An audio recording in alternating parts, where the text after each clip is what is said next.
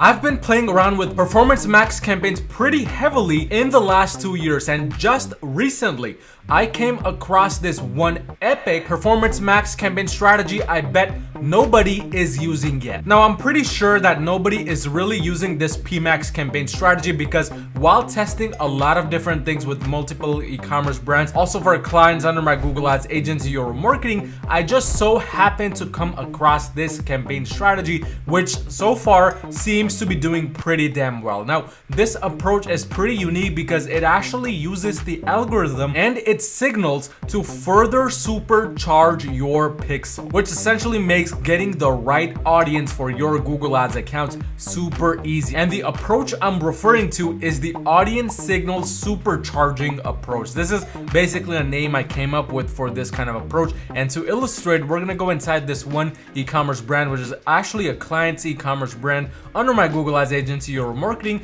and look at some of the campaigns which have this approach going on. Now, first of all, there's actually only one Performance Max campaign running within this e-commerce brand. It's running at a budget of $200 a day. And if we look within the last 30 days, the ROAS has been pretty impressive at almost a 7x for that Pmax campaign alone. And this is mostly for cold traffic. And if we look in the last 14 days, we can see it has been very steady and has actually increased overall, not only for that Pmax itself, but on the account level as well. So clearly this approach seems to be doing well. But let's now understand exactly what this approach is, how it has been applied, and how you can apply something similar to your own e-commerce brand. So to figure out this approach, the way to add audiences and basically supercharge your pixel is directly via these asset groups. So right now for this specific Pmax campaign, we have two different assets running at the moment. The first one is ad group number 1. Basically, that's what it's called. It has a bunch of different assets. This is something the client originally had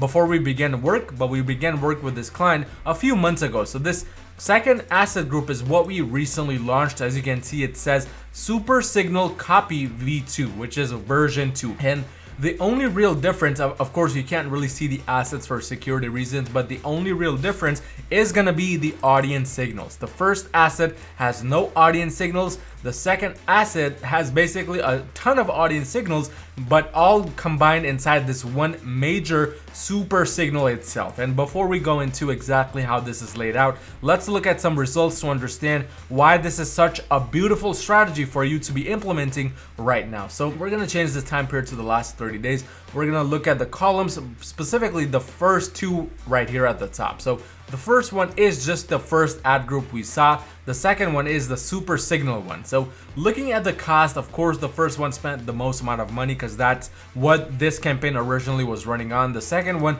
was recently started in the last 30 days. We can actually see that the second ad group with the signals actually has a higher cost per link click by about 2 cents, which is going to be very interesting soon when we figure out the results. But the click-through rate, the second one with the super signals, seems to be having a higher click-through rate, which potentially means it's attracting more of the audiences which actually want to act with the ads we have running. And now this is where things get interesting. Conversions, only 7 conversions so far, but ROAS, it's a 7.55x for this second asset group, whereas the first one, despite having a lower cost per link click, is only at a 4.87x ROAS. So in total, if we go ahead and just open up the calculator right here to see the difference between the ROAS, we can see 7.55x minus the 4.87. There's almost a 2.7x ROAS difference between the two, which on a broad level, when you're scaling, when you're spending $200, $500, $1,000 a day, comes up to be a very big number. So that was very interesting to see because this asset group with the super signal seems to be doing extremely well. Looking at the cost per conversion, we can see there's a difference by about $30, which is pretty insane because there is nothing different going on between these two different asset groups. The products are the same, the AOV is the same, everything else is the same besides the super signal strategy we're talking about today. The conversion rate is much higher, conversion value 3,728. So clearly the second strategy is working pretty well for this brand and this ad account, and we're implementing it across multiple different e-commerce clients as well as multiple different brands and different industries. But the way that this strategy works is fairly simple. If we go ahead and click on the pen button right there to open up audience signals, we can go inside the audience signal that we have right here for you. If you don't have any, be sure to create one. If you do already have one, just click this pen button again to open up the audience signal. And this is how we have laid it out. So first things first, there's one custom segment at the very top. It just says Super Signal YM, which is basically stands for our agency, Your Marketing. And if we look at what is basically targeted here, obviously you can't see everything that we have targeted here, but it's basically a bunch of different keywords. And these keywords are directly those keywords which have at some point of time provided some results to this e-commerce brand, either through search campaigns, through standard shopping, so on and so forth. So for this specific section, this is only where you will need some previous data to go ahead and create a super signal like this one. But basically the approach here is to add all those keywords which got you some results. Doesn't matter if it's one result, half a result, or 50 results, meaning conversions, and just add them to this one super custom segment. You can add them right here or by clicking on new segment right here. That's pretty much the first approach for custom segments, but you're not done there yet, because once you add that in, now you need to add in multiple different signals via your own data. So if we see right here, there's a bunch of different audiences we have chosen that directly relate to some kind of funnel piece that goes on within this brand. So it could be the funnel where it's very top of the funnel, just visitors, or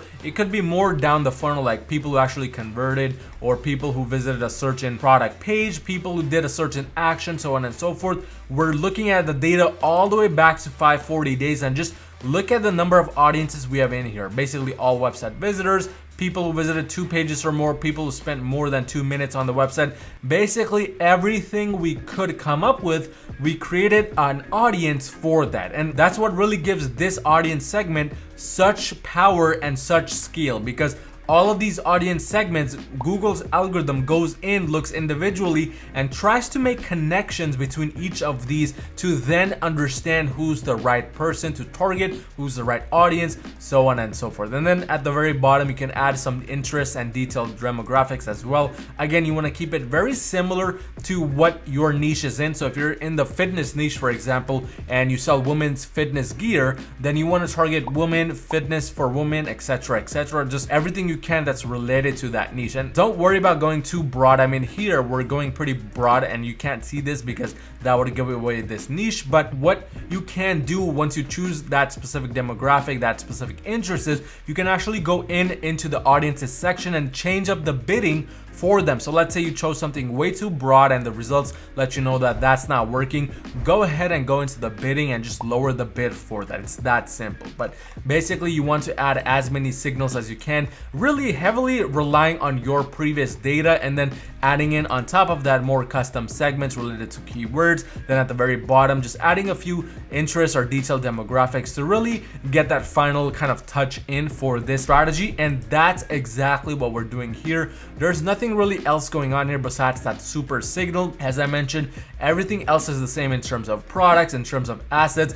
All that's different is just this super signal right here. So that's pretty much the strategy that we're implementing for this ad account, and it's doing pretty well. And it's in fact starting to do well for a lot of these other e-commerce brands where we're also implementing this strategy. But it's very beneficial, especially for those e-commerce brands which are not getting too good results with their current Performance Max campaigns, or for those e-commerce brands looking to launch more Performance Max campaigns or just transition from standard shopping campaigns on a Performance Max. But if you're doing $40,000 or more per month in revenue, you need just a little bit of extra help scaling your e-commerce brand to the next level. Go onto my website at yourmarketing.com and book a free call with me, and let's see if we can potentially work together and make that happen. But I want you to watch this video right here on my newest Google shopping ad strategy that's gonna take your shopping ads game to the next level.